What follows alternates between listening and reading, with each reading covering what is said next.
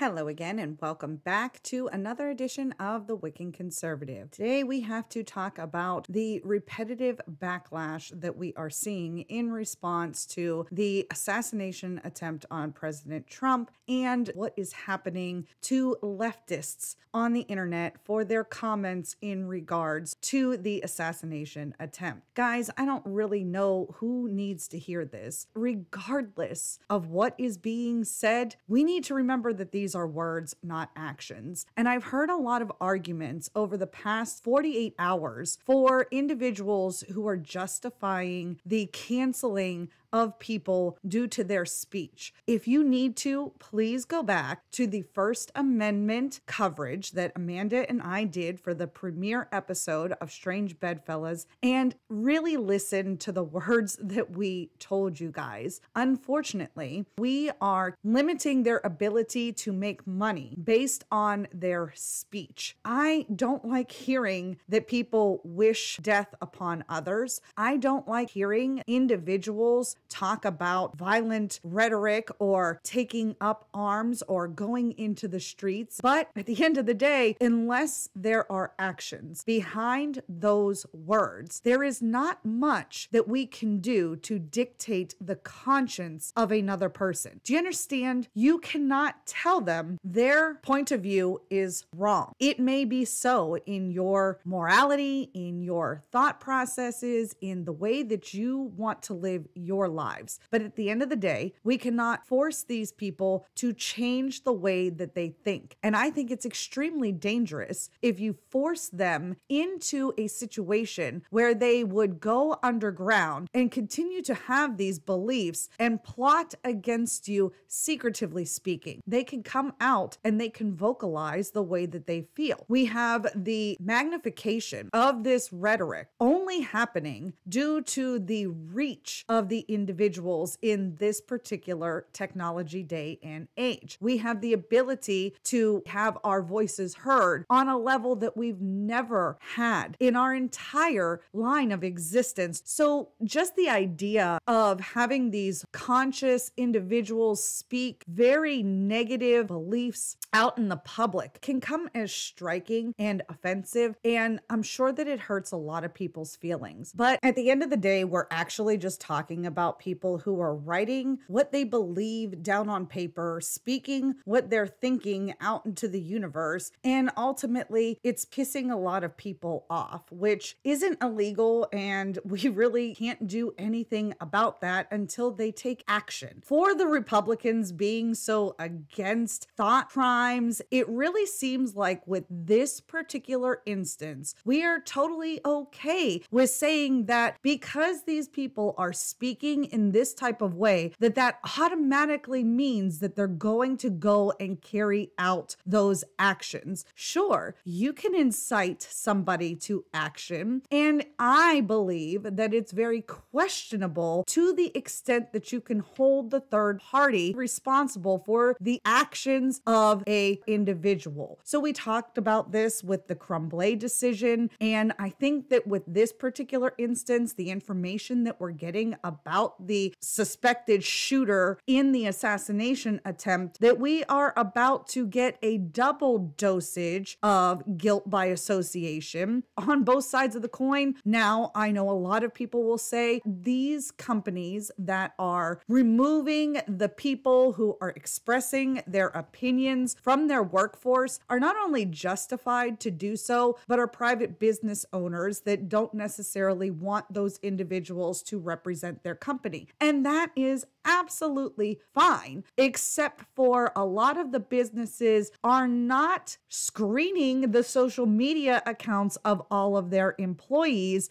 and are only taking action to satisfy a disgruntled percentage of the population, which, might I ask you, how does that make you any different than your enemy, regardless of the reason why they do it against you? But that's all I have on the conversation. I will catch you guys this Friday for a new episode of Strange Bedfellas, and we will be getting into the 7th Amendment. Hopefully you will join us in the comment section at 8 p.m. with my lovely co-host, Miss Amanda Cox. On that note, we'll catch you guys there.